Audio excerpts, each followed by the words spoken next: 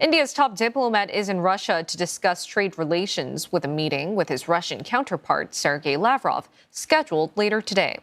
And it doesn't end here. Indian Prime Minister Narendra Modi is scheduled to head to China next week for the first time in over 7 years. That is to attend a summit of the Shanghai Cooperation Organization. While Russian President Vladimir Putin is set to meet Mr. Modi in New Delhi before the year's end. And for more insight, we will be joined by Dr. Alexey Muraviev, Associate Professor of National Security and Strategic Studies at Curtin University. Now, thank you, Dr. Alexey. Let's start by asking you the first question. We've been mentioning how relations between China, India, and Russia seem to be speeding up with the latest events. So how are you reading into this? Does this seem to be a strategic thaw at the moment or just a procedural passing? Look, I think it's a really important question, and I think it needs to be looked from two angles. On one hand, it is a combination, effectively, of pull and push factors.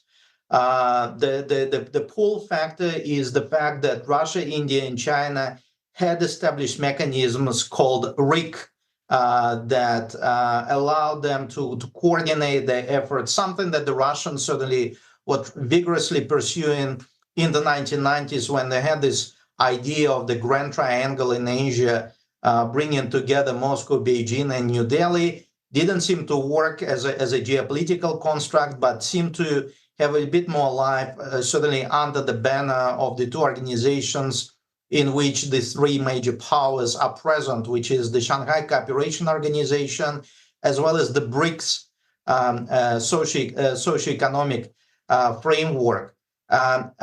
So there has been a dialogue happening. At times it was low, at times it was high, but the fact that the push factor that acted as a catalyst, it was Trump's approach towards managing relations, including economic relations with a number of international players, including these powers, and certainly the threat of so-called secondary tariffs in terms of trying to force countries redirect their economic affiliation with Russia, certainly vis-a-vis the import of Russia's fossil fuels, really created a backlash in both Beijing and New Delhi. Plus, obviously, the Russians massage both counterparts, and that created additional impetus for an incentive for these three players to come together and start cooperating, which is also quite significant. Just one quick point, given the fact that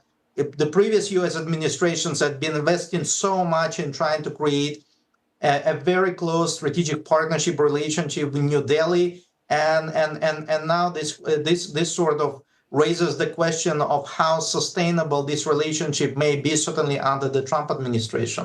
And I just want to jump on your last point there with the Trump administration. Before, the U.S. was trying to strengthen ties with India, but now Washington has been turning the tariff screws on India. So do you foresee this being a tighter screw for Russia, China, and India triangle to be strengthened within this BRICS group? Look, I think we obviously have to take a balanced view on this point. On one hand, whenever there is a conversation, say, in the United States, or, for example, in my case, in Australia, about India's political affinity, I think there is a bit of an optimism there that somehow India can be persuaded to play a role in an organization against a third party. For example, if we're talking about the Quad security framework, then obviously there is China in mind, or somehow India can be divorced from a long-standing trusted relationship from Russia.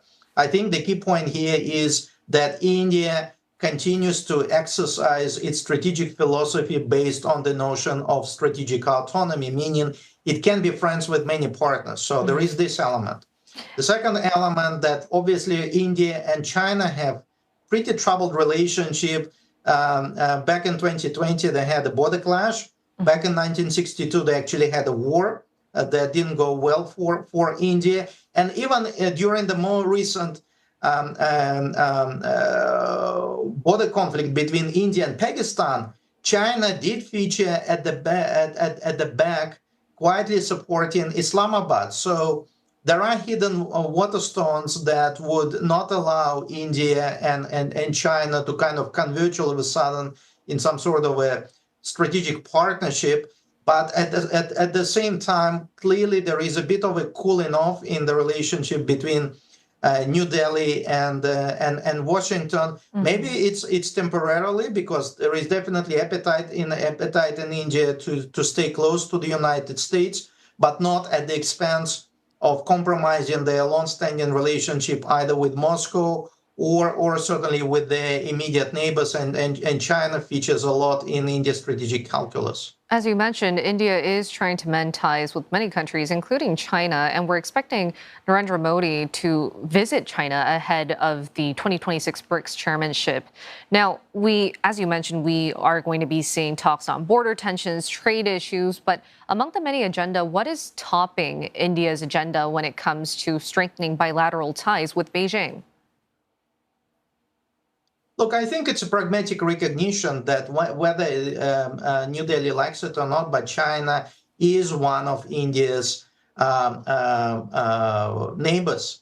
They have unresolved territorial dispute, but on the other hand, these are two nuclear-armed nations, and even despite the complicated history and the troubled history and the fact that China continues its strategic push into India's backyard, which is the Indian Ocean, there is a pragmatic recognition that you need to talk to your neighbors despite ongoing differences, despite unresolved concerns, simply because that would allow a degree of confidence building, that would allow a degree of diffusion of tensions.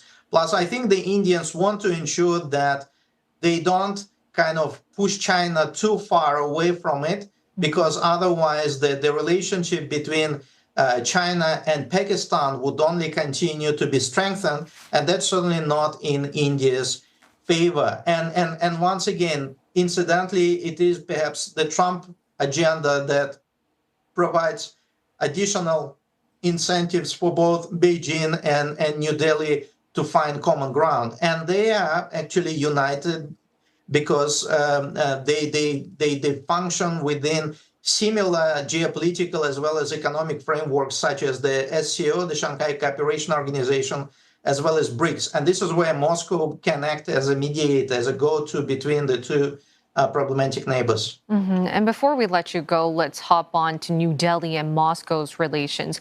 What risks do India and Russia face from secondary U.S. sanctions if BRICS actually pursue a new payment system by 2027, or even possibly go through the de-dollarization route?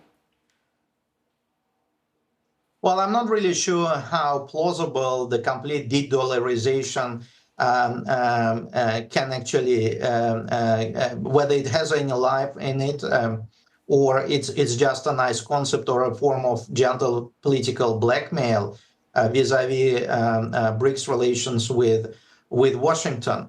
There are some underwater stones in Russia-India relations.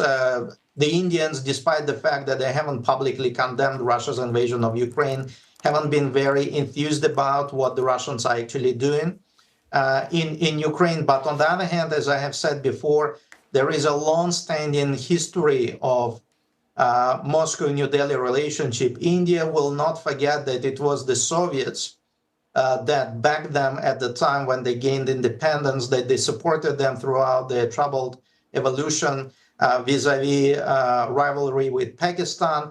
And even at times when India and the United States consider each other geopolitical rivals.